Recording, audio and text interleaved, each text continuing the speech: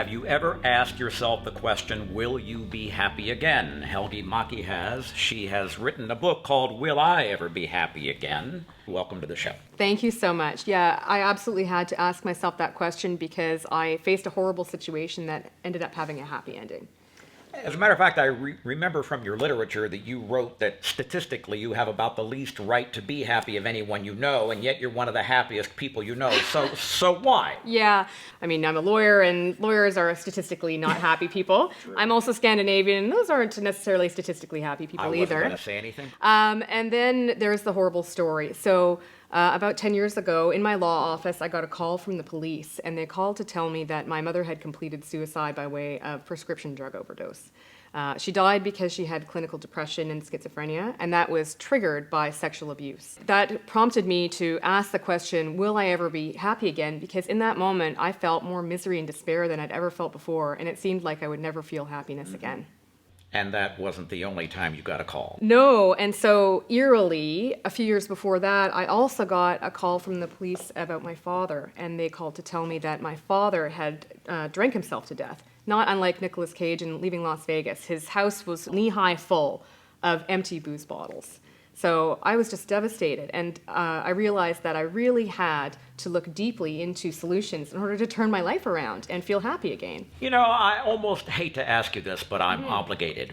You look at alcoholism, it runs in families, right? You look at mental illness, it runs in families. Absolutely. Did you ever fear your own genes? Absolutely, and that's why I felt that it was important for me to seek actively for a solution, because otherwise my destiny would potentially be lying in front of me.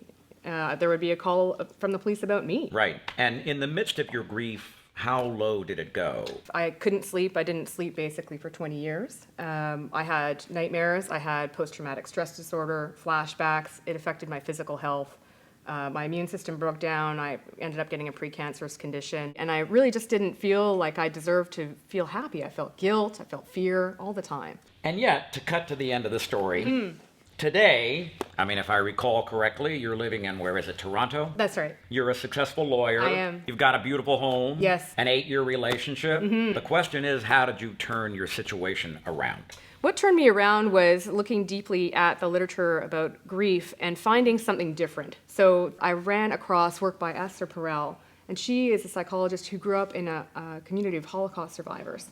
And of her community, she observed that there were those who did not die and those who came back to life. And I said to myself, I want to be one of those who came back to life. Right.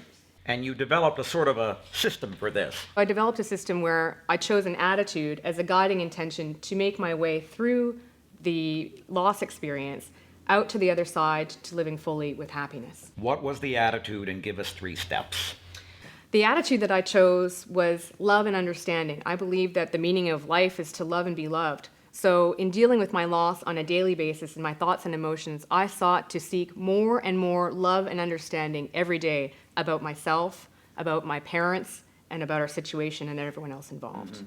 And the 3 steps, so the first is choosing the attitude. Choose something that has personal meaning to you, that is linked to the meaning of life and your purpose.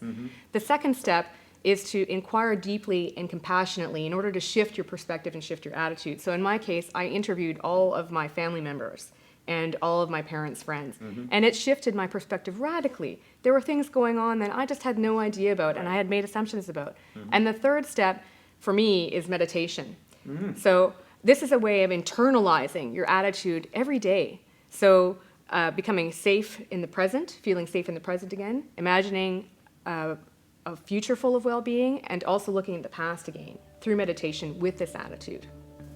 I'm thrilled that when you asked yourself, will I ever be happy again, the answer was yes. Oh, thank you so much. I'm very happy you were with us. Thank you, Joel. It's been a pleasure.